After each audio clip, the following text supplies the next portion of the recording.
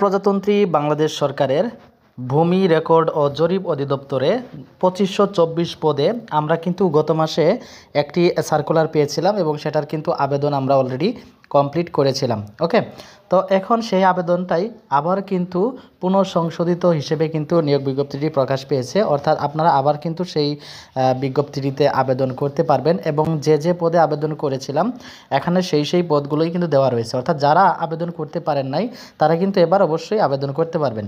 তো আবেদনটা শুরু হচ্ছে কবে সেটা বলে দিচ্ছি। আবেদনটা শুরু হচ্ছে 26শে নভেম্বর 2024 তারিখে এবং আবেদনের লিঙ্কটা কিন্তু ভিডিও ডেসক্রিপশন বক্সে দেওয়া থাকবে, সেখান থেকে করে নেবেন। আবেদনের শেষ তারিখ হচ্ছে 9 ডিসেম্বর 2024। ওকে, তো চলুন আবারও আমরা একটু দেখে আসি নিয়োগ বিজ্ঞপ্তিটিতে কোন কোন পদে আপনাদেরকে নিয়োগটা করা হচ্ছিল। এখন একটু কথা বলি। সো এখানে এই নিয়োগ বিজ্ঞপ্তিটি আবার কেন দেওয়া হলো সেই বিষয়ে একটুটা কথা বলি। যেহেতু আগে আমরা এখানে বয়স সীমা ছিল 30 বছর। ওকে, যারা 30-এর ঊর্ধ্বে রয়েছেন তারা আবেদন করতে পারেন নাই, কিন্তু এখানে যারা 32 রয়েছেন তারাও আবেদন করতে পারবেন এই নিয়োগ বিজ্ঞপ্তিটিতে। ওকে, এই জন্য এই নিয়োগ বিজ্ঞপ্তিটি কিন্তু পুনঃসংশোধিত নিয়োগ বিজ্ঞপ্তি হিসেবে প্রচার করা হয়েছে। ওকে, তো চলুন আমরা এখন দেখে আসি কোন পদে কতজন নেবে সেটা একটু দেখে নিই।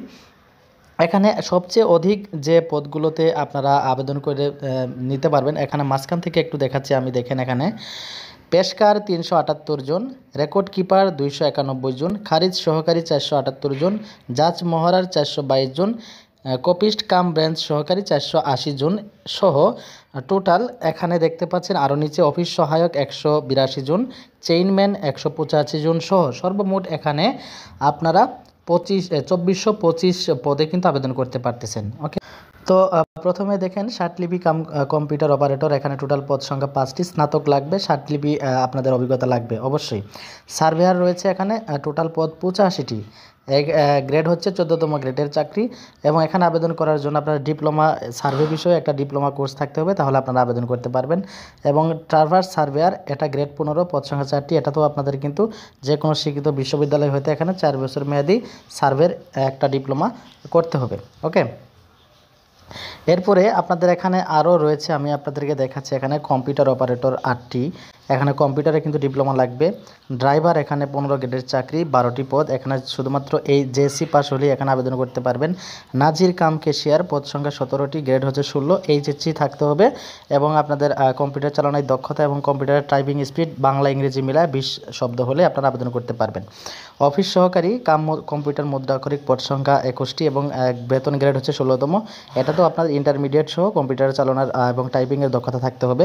পেশকার গ্রেড 16, এখানে 378টি, এখানে আপনারা এইচএসসি হলে আবেদন করতে পারবেন এবং এখানে কম্পিউটার এবং টাইপিংয়ে গতি থাকতে হবে। রেকর্ড কিপার এখানেও 291টি পদ রয়েছে, বেতন গ্রেড 16, এটাও ইন্টারমিডিয়েট দিয়ে আপনারা আবেদন করতে পারবেন এবং কম্পিউটার চালানোর দক্ষতা থাকতে হবে।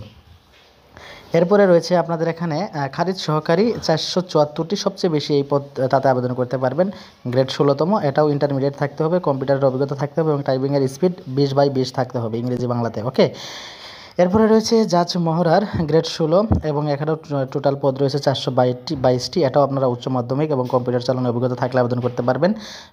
কপিস্ট কাম ব্রাঞ্চ সহকারী গ্রেড 16, 480টি পদ রয়েছে এখানে। এই পদে আবেদন করার জন্য আপনাদের এইচএসসি কমপ্লিট থাকতে হবে এবং আপনাদের কম্পিউটারের পারদর্শিতা সহ টাইপিং স্পিড থাকতে হবে।